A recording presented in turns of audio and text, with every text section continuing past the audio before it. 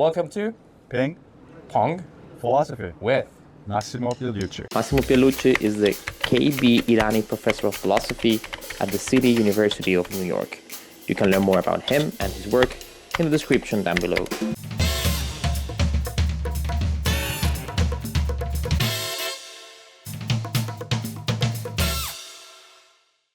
So, Massimo, what is a philosophical position or idea you wish it were true, but deep inside your mind you think it's not? That's a good question. There's a number of candidates. I guess the one that comes to mind is panpsychism. Uh-huh. So this notion, as you know, that consciousness is an elemental property of the universe, and so that in a sense the universe itself is thinking and all that. And the reason I would like it to be true is that I'm interested in Stoicism. I practice modern Stoicism, and the ancient Stoics were close to panpsychists. They believed that the universe is a living organism endowed with what they call the logos, an ability to think and be sentient and rational. So it would really resonate with me quite a bit if it were true. Unfortunately, I don't think it is. But was there a point where you believed in panpsychism and then you said nah, this just cannot be? Or it was just I just wish this was true? It was just a wish, I never really believed it. Well, but can you tell me what is something that you recently changed your mind on, philosophically speaking, better? The relationship between science and philosophy. See, my first academic career was in science. I was an evolutionary biologist. So when I moved to philosophy, I actually endorsed a model of philosophy as a discipline as being quite distinct from science. And I spent a significant amount of time convincing my colleagues in the sciences that philosophy is its own thing. It has its own methods. It works differently, and so it needs to be respected as its own discipline. But recently, I've had doubts about this. I actually moved toward a model that is closer to an integration between the two. I still do think that philosophy is done in a way that is obviously distinct from science, but I really wish that the two sides could actually agree that they're really doing two things that are very similar to each other. They're both pursuing what the ancient Latin authors would call scientia, which is knowledge in the broader sense of the term. What would the ancient Stoics think about this? Well, the ancient Stoics did not make a distinction, of course, between science and philosophy. They did engage in studies of what they call natural philosophy, which, of course, later on eventually developed into science. But more importantly, they thought the things were integrated. So they thought that in order to live a good life, which was their main goal, and that is within the department, fell within the Department of Ethics as far as they were concerned. But in order to do that, you have to also develop your reasoning abilities. So you have to study logic, and you have to try your best to understand the world as it is, which means you have to do science. Okay. Right? Yeah. So their idea was that a good life is the result of good thinking and understanding of the world. So you really cannot do without philosophy and science. That's very interesting. So I think I know the answer to the next question, but what is a philosophical position that you have cherished for a long time? I've always considered myself a materialist and physicalist, determinist. Those three things, of course, mean different things, but they're actually quite related to each other. Has your scientific career informed this position? As a scientist, you kind of use those positions, you adopt those positions methodologically. Most scientists don't really spend a lot of time thinking about metaphysics, and frankly, neither did I when I was in evolutionary biology. But kind of methodologically, as a way of actually doing science, you accept the notion of universal cause and effect. So for all effective purposes, you're a determinist. You are a physicalist. It's not like you're writing a scientific paper and all of a sudden you say, well, there could also be a dualism going on here, right? And you are so materialist and a physicalist. But that's at a methodological level. So I know some scientists who, on the other hand, are, for instance, religious, and when they get out of the laboratory and they go to church, they obviously become dualists. And they become non-physicalists, right? But they leave that outside. I never really did see a separation between the two, sort of methodologically and philosophically. But certainly the position that I cherish the most in terms of philosophy is a combination of materialism, physicalism, and determinism. And the reason for that is because I think it's by far the best description of reality, and I'd like to think that that's the business that we're in, both as scientists and as philosophers. We are in the business of developing the best understanding possible, achievable by human beings, of the way the world actually is. Cool. Thank you for that insightful answer. I want to move a little bit to your life as an academic philosopher. So, what do you think is a text that all philosophy students should read? Sure. Plato's early dialogues. Oh, yeah. We've had a lot of those in the podcast. Is that right? Yeah, that doesn't surprise me. I mean, as you know, Alfred Whitehead famously said that, you could say that the history of Western philosophy is but a series of footnotes to Plato. Obviously, that's an exaggeration. There's quite a bit It's more. almost. But it's close enough. It's close enough. And so I really don't think, I go back and reread, especially the early Platonic dialogue. I mean, obviously, you can read the Republic, you can read all sorts of stuff. But I'm talking about the early dialogue, like the Euthyphro or the Charmides, things like that, or the Laches. The reason for that is because, first of all, they're classics of literature, not just philosophy. They're really classics of literature. They're a pleasure to read. Yep. In the Laches, when Socrates asks Laches and Nietzsche were two generals about the nature of courage, that's just a wonderful dialogue. It's just a pleasure to read. The Euthyphro is arguably my favorite one. Socrates goes around and talks to this obviously self-important priest named Euthyphro. And the dialogue goes on and on about the nature of piety, and so Socrates keeps asking questions to Euthyphro, and Euthyphro first gives an answer, and then it is another one, and then another one. And so at the end of the dialogue, Socrates says, you just confused me. I think we have to start over. And Euthyphro says, I'm sorry, another time, Socrates, I gotta go. You have to go. So I think those are important, not necessarily for the specifics of what one finds, the specific. There is no answer, for instance, in the Euthyphro, you don't get an answer to what piety is, and in the Laches, you don't get an answer to what courage is. So it's not that one should read them because of the specific ideas that are put forth, but for the style, for the Socratic, the idea of Socratic questioning, the idea that it's much better to ask questions than to provide, than to lecture people about it. That the idea that conversations are a cooperative search for truth and not an adversarial one. You don't try to beat the crap out of the other person. You try to build something together. Wow. I think I agree with all that he said. But I have to move to the next question. Of course. Maybe in the follow-up. So, who is your favorite living philosopher?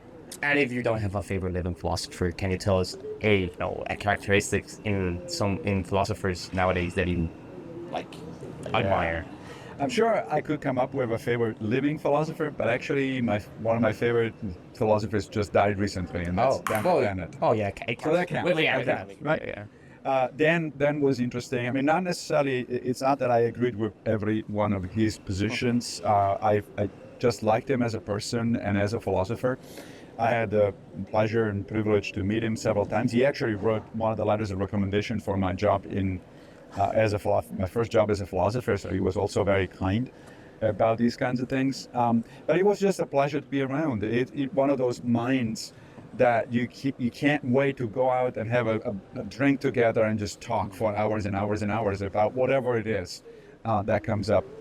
And of course, he also made important contributions in philosophy of mind, philosophy of science. But it's not about the specifics. Again, it's about sort of the general approach. I mean, one of the things that I really liked about Dan was his sense of humor and his way of thinking outside of the box. It doesn't matter whether specific things that he said turned out to be right or wrong. It's the way he was thinking that I think is a good model for anybody, and particularly for young philosophers. So, what is an area outside philosophy that you think philosophers should engage with more? Well, that goes back to some of the stuff that we're talking earlier. I really do think that philosophers need to engage more in science.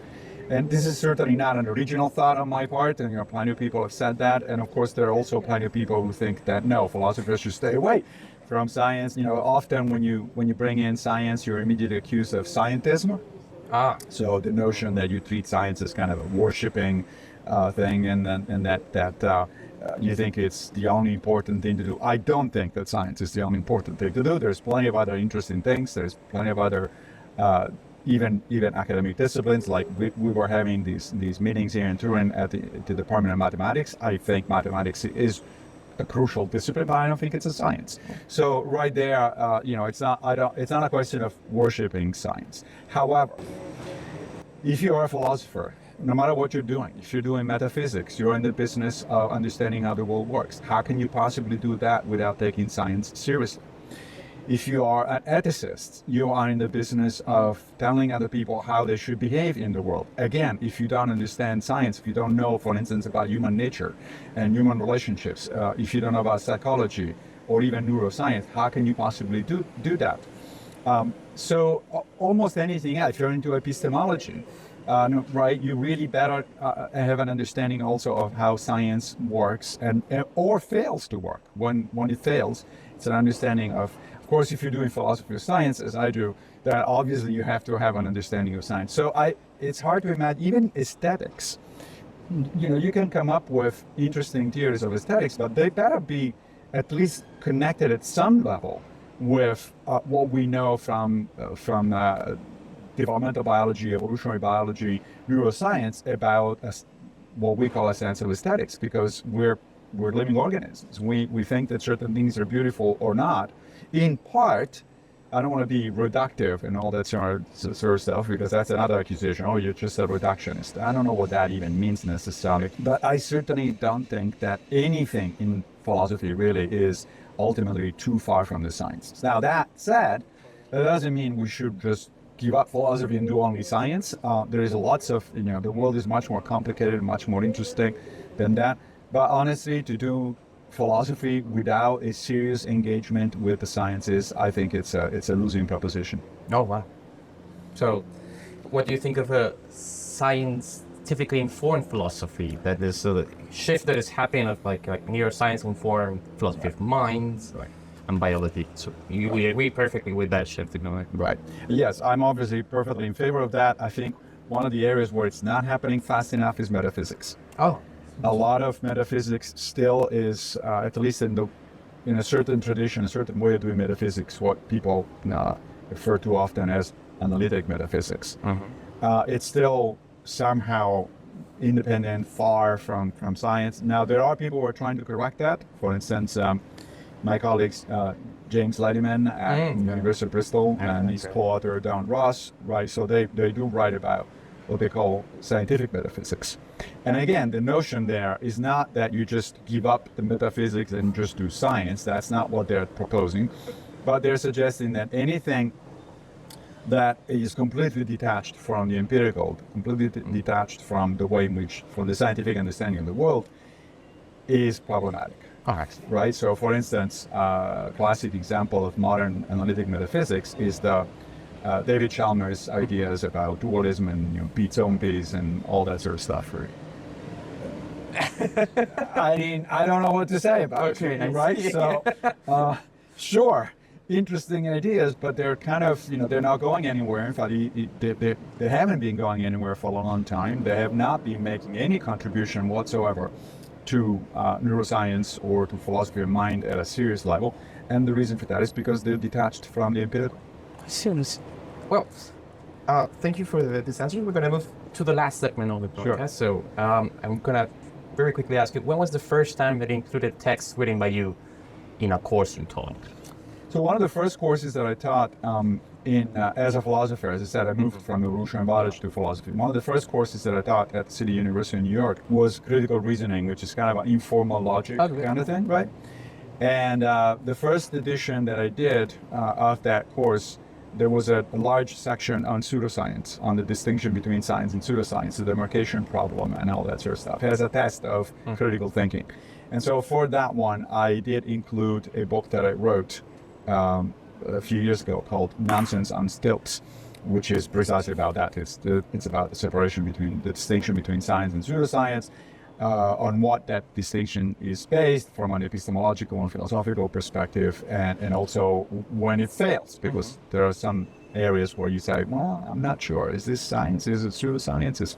So it worked out okay, and then the students seem to be happy to have included that kind of reading. They're often surprised, especially early, first or second year students. They're always surprised when their own professors are reading a book that is like, Yeah. what do you think we do? You can go to the source directly. You can go to the source directly. So they're kind of like, they look at you and say, oh, I didn't know that. So that was a fun experience. All right.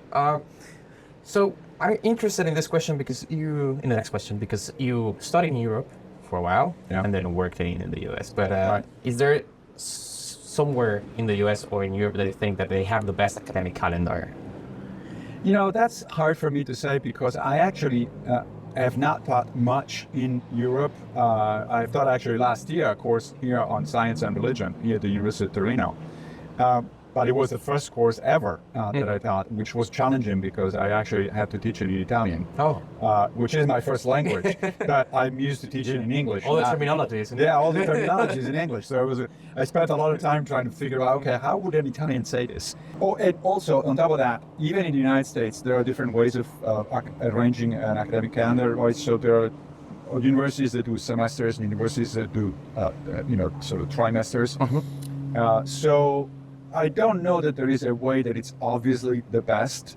I tend to favor short academic periods, sort of trimesters instead of quadrimester instead of semesters, because I think it's hard to keep students' attentions as well as one's own enthusiasm for something if you go on for too long. Like a typical semester in the United States is 14 weeks, for instance, and that's quite a bit.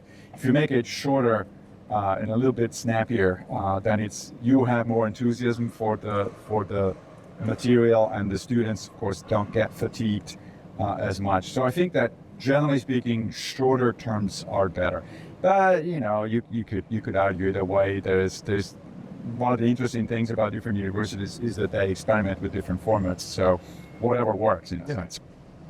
And in this conversation about like different academic institutions, do you think that there's an institution or a country that organizes the best academic events, or is there any time that you've been like, this was a great event, I will gladly come here? I could come back here gladly in a heart. That's an interesting question. So I've seen a lot of very well organized conferences on both sides of the pond of the Atlantic, and I've also seen pretty badly organized conferences. However, I have to say, other things being equal, if a conference is organized in Italy, France, or Spain, I tend to like it better because they have shorter sessions, longer lunch breaks. Typically, they end good early. Lunch break. Yes, good lunch break. They end up early in the afternoon, and then people go out and have a drink and continue the conversation, because the thing is, the idea is not that people don't want to work necessarily. It's just that there is a nice mix between formal presentations and formal discussions on the one hand, and these kind of more diffuse, okay, let's go out, have a nice meal and some wine or beer, and then keep talking. The last question that I have for you is that, there's a lot of traffic. That's more annoying than the bells, actually. So you've been an art critic of creationism. Yeah. So, and other positions and the market and pseudoscience. Right. Do you get a lot of hate mail?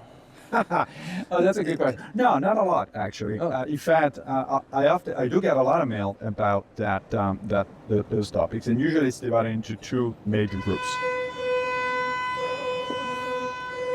The mail divides itself into sort of two categories. Where on the one hand, people that thank me for putting out material that they can use, that they can study for deepening their understanding of the difference between science and pseudoscience. We're almost there. Come on. Or to use with friends, colleagues, and stuff like that. And on the other hand, the people there on the other side who want to convince me, right? So I get often letters about, you really don't seem to understand what's going on here, so yeah, let me tell you. And it's interesting because it's a window into these people's minds. And so I actually read those emails because I want to understand, what's going on. So what kind of argument does a person like that, somebody who believes, let's say, in UFOs or astrology or whatever it is, or in creationism, what kind of arguments? Because to me, part of what I do is not just to advocate on behalf of science and not just criticize pseudoscience, because I think it's important in terms of the impact that these things. Your train of thought has been interrupted quite frequently. That's okay, I keep it right here. So it's not only important for me to sort of help the debate, because it does have consequences, right? I mean, you see people who don't vaccinate their kids, you see people who object to policies about climate change and that sort of stuff. So this pseudoscience has an actual effect. It's not just a theoretical issue or an academic issue. But at the same time, I also want to understand sort of my fellow human beings. Oh yeah, sure. You know, it's like, why? What is it that moves these people? And there is research about this. I mean, you know, psychologists are interested in figuring out what is it that moves certain people to a belief, what is it that changes people's beliefs. But it's also interesting to get an insight into the minds that actually of people that actually bother writing to me. You know, that's an act of outreach. They're trying to reach out to me, and so it's like, sure, I'll read it. Now the problem often is that then these people want a debate, right? So I usually respond politely to the first email, but then I let it go because it's otherwise it takes way too much time. Well, that brings it to a close. Thank you very much for being in Ping Pong Philosophy, and thank you for accepting and for all your answers. And I hope I catch you in the next one. It was a pleasure. Thank you. Okay. Bye-bye. Hello there, I'm Pablo. I'm the host of Ping Pong Philosophy. Thank you for watching or listening until the end. I really hope you enjoyed the episode. Remember that you can like and subscribe to keep updated with everything we do here. Until next time.